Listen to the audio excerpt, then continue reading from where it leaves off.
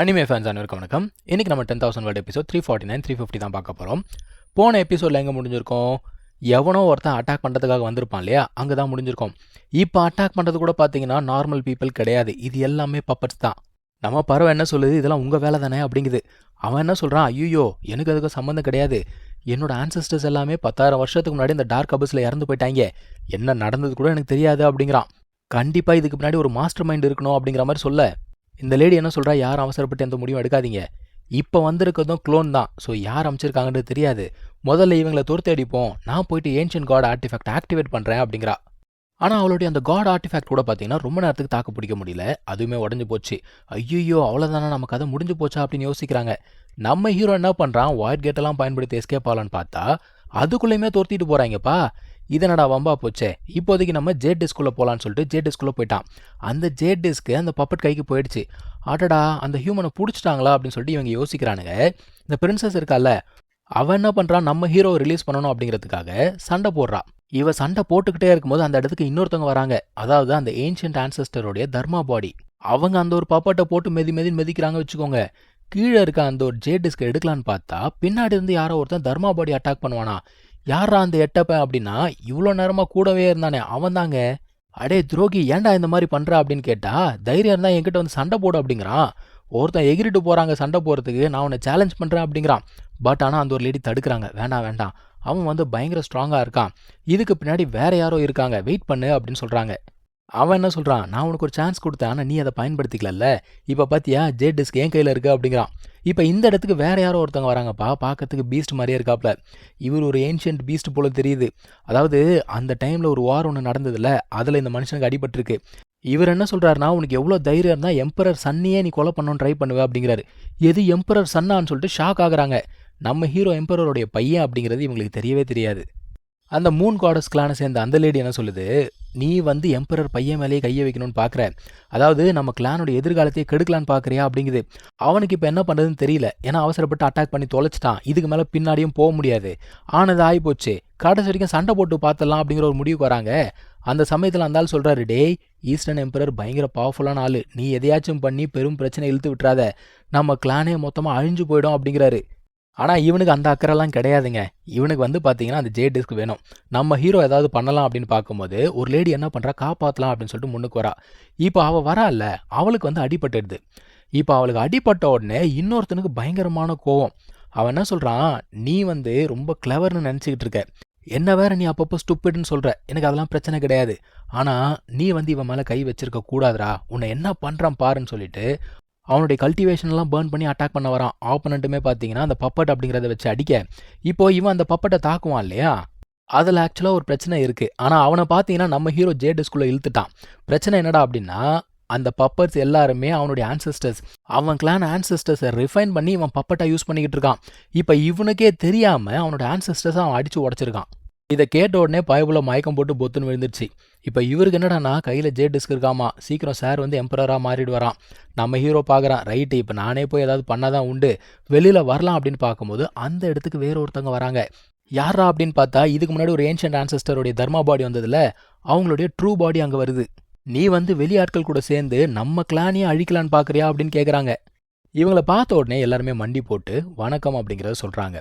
இவன் பார்க்குறான், நீ இன்னும் உயிரோட தான் இருக்கியா, நீ இன்னும் சாகலையா அப்படின்னு கேட்குறான். அவங்க என்ன சொல்கிறாங்க, உன்னோட சுயநலத்துக்காக நம்ம கிளானே அழிக்கணும்னு பார்த்தல, நீ எல்லாம் சாக வேண்டியவன் தான் சொல்லிட்டு அவனை அடித்து காலி பண்ணிட்டாங்க. அங்கே ஒரு இறகு மாதிரி இருக்குது, அந்த இறகை யார் கொடுத்தாங்களோ அவங்க தான் இது எல்லாத்துக்குமே காரணம். இப்போ நம்ம ஹீரோவுமே வெளியில் வந்துட்டான். அவங்க என்ன நடந்தது அப்படிங்கிறத காட்டுறாங்க. இங்கே நடந்த சம்பவத்துக்கெல்லாம் யார் காரணம் அப்படிங்கிறதையும் காட்டுறாங்க. இப்போ அந்த இடத்துக்கு இன்னொருத்தவங்க வராங்க. அவர் வரும்போதே பயங்கரமான ப்ரெஷர் அப்படிங்கிறது இருக்குங்க. இங்கே எல்லாருமே பார்க்குறாங்க, யாரா அது இவ்வளோ ஸ்ட்ராங்கஸ்ட் பர்சன் வர்றது அப்படின்னு பார்த்தா நம்ம ஹீரோட அப்பா தான் வராரு. இவங்க 2 பேருமே எம்பரர்ஸ் அப்படிங்கிறதுனால இவங்களுக்குள்ளே பேசிக்கிறாங்க. ஆக்சுவலாக இவங்க என்ன சொல்கிறாங்கன்னா, இதுக்கான காரணம் யார் அப்படிங்கிறது உனக்கு தெரிஞ்சு போச்சு, இப்போ என்ன பண்ண போகிற அப்படின்னு கேட்குறாங்க.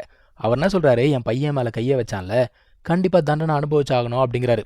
பட் ஆனால் இது எல்லாமே ஒரு ட்ராப் தான், அவருக்குமே தெரியும். ட்ராப்போ இல்லையோ எனக்கு எவனை பார்த்தும் பயம் கிடையாது அப்படிங்கிறாரு. ஆக்சுவலாக அவனுங்க என்ன பண்ணியிருக்காங்க, இந்த கிரேட் எம்பரர்னு ஒருத்தன் இருக்கான், அவங்க கூட சேர்ந்து தான் இந்த வேலையெல்லாம் பண்ணியிருக்காங்க. நம்ம லின்ஷாவுத்தின் பவரும் ஒன்றும் கம்மியெல்லாம் கிடையாது, கிட்டத்தட்ட கிரேட் எம்பரர் லெவலுக்கு இந்த ஆளுடைய பவருமே இன்க்ரீஸ் ஆயிடுச்சு. லின்ஷாவுத்தின் போகிறதுக்கு முன்னாடி என்ன சொல்கிறாருன்னா, என் பையன் கொஞ்ச நாளைக்கு இங்கேயே கெஸ்ட்டாக இருக்கட்டும் அப்படிங்கிறாரு. அவங்க என்ன சொல்கிறாங்க, நீ ஒன்றும் கவலைப்படாத, இந்த நெதர் கிளானில் ஒருத்தவன் பையனை தொட முடியாது அப்படிங்கிறாங்க. இப்போது நம்ம பறவை கேட்குது, என்ன உங்கள் அப்பா வந்தார் ஒரு வார்த்தை கூட பேசலையே அப்படிங்கிற மாதிரி கேட்குது. ஆனால் நம்ம ஹீரோக்கு வேற கவலை, ஏன்னா அந்த கிரேட் எம்பரர் கூட அவனுங்க ஒன்று சேர்ந்திருந்தா இவங்க அப்பாவால் சமாளிக்க முடியுமா, அதை அவன் யோசிச்சுக்கிட்டு இருக்கான். ஆனால் இவங்க என்ன சொல்கிறாங்க, எப்பா நீ பெரியவங்க சண்டையை பற்றிலாம் யோசிக்காத, நீ எப்படி ஸ்ட்ராங் ஆகணும் அப்படிங்கிறத பற்றி மட்டும் யோசி அப்படிங்கிறாங்க. ஆமாங்க நீங்கள் சொல்கிறது கரெக்டு தான் அப்படின்னு சொல்கிறான். நம்ம பிரின்சஸ் என்ன பண்ணுறா, தன்னை தானே இன்ட்ரடியூஸ் பண்ணிக்கிறா.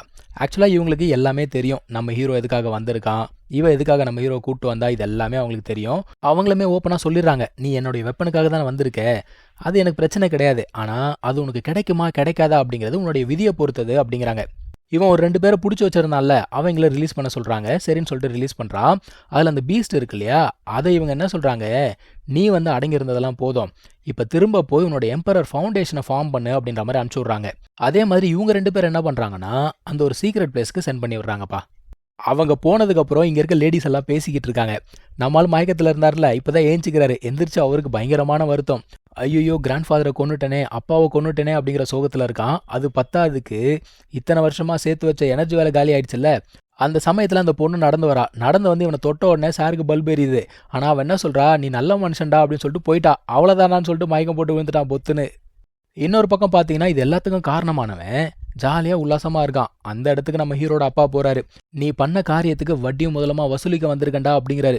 வட்டியும் முதலுமாவா, உன்னால் முடியுமான்னு சொன்னவன் அங்கேருந்து ஓடி போயிடுவானா, என்னடா இவன் ஓடி போகிறான்னு சொல்லிட்டு இவருமே பின்னாடியே வராரு. வந்து அவனை பிடிச்சிடறாருன்னு வச்சுக்கோங்க. ஆக்சுவலாக அவன் ஓடி போல, அவங்க அப்பாவை இந்த இடத்துக்கு வர வச்சிருக்கான். ஏன்னா அந்த இடத்துக்கு நம்ம நார்தன் எம்பரர் வேற வராரு. நம்ம லின்ஷாவுத்தின் சொல்கிறாரு, பூவோட வாசனை அடிக்கும் போதே யோசித்தேன் நீயும் வந்திருப்பேன்னு, அதே மாதிரி வந்துட்டியா அப்படிங்கிறாரு. ஆக்சுவலாக இவனுங்களுக்கு இன்னமும் காண்டு என்னன்னா, மனுஷன் க்ளோன் அப்படிங்கிறத பயன்படுத்தி தான் இறந்து போயிட்டு தான் ஏமாத்தினார்ல, இன்னமும் அந்த காண்டில் இருக்கிறானுங்க. ஆக்சுவலாக இவர் இங்கே வர வைக்கிறதுக்கு தான் இவ்வளோ வேலை பண்ணியிருக்காங்க. அவன் என்ன சொல்கிறான், உன்னோட க்ளோனை மட்டும் நான் பிடிச்சிட்டேன்னு வச்சுக்கோயேன், உன்னோட ஒரிஜினல் பாடி எங்கே இருக்குது அப்படிங்கிறத நான் கண்டுபிடிச்சிருவேன், கண்டிப்பாக உன்னை மொத்தமாக கொன்றுவேன் அப்படிங்கிறான். இப்போ லின்ஷாவுத்தின் கேட்குறாரு, ஏன்டா உன் பையன் என் கையில் இருக்கான், அவனை கொன்றுன்ற பயம் உனக்கு இல்லையா அப்படின்னு கேட்டா, அந்த மனுஷனுக்கு ஏகப்பட்ட பசங்க இருக்காங்களாமா, ஒருத்தன் செத்தா பரவாயில்ல அப்படிங்கிறான். இப்போ அந்த மனுஷன் என்ன பண்ணுறான், ஒரு கத்தி அப்படிங்கிறத பயன்படுத்துகிறாங்க. இந்த கத்தியில் அந்த கிரேட் எம்பரர் இருக்கான்ல, அவனுடைய பவர் இருக்காமா. ஆனால் இந்த ஒரு கத்தி இந்த மனுஷனை தொடக்கூட இல்லை. ஆக்சுவலாக நார்மல் எம்பரரால் இந்த ஒரு அட்டாக்கை தாக்கு பிடிக்க முடியாது. இவர் எப்படி தாக்கு பிடிச்சாரு, இப்போ 2 பேரும் ஒன்று சேர்ந்து என்ன பண்ணுறாங்க, மறுபடியும் இன்னொரு கத்தி அப்படிங்கிறத வர வச்சு இவர் அட்டாக் பண்ணலாம் அப்படின்னு பார்க்குறாங்க. ஆனால் மனுஷன் அதுக்கெலாம் அசர்ற மாதிரி தெரிலங்க, அவருமே எதிர்த்து அடிக்கிறாரு. இந்த சண்டை எங்கே போய் முடிஞ்சது அப்படிங்கிறத நம்ம அடுத்த எபிசோடில் பார்க்கலாம். தேங்க்யூ ஸோ மச் ஃபார் வாட்சிங். Take care. பை.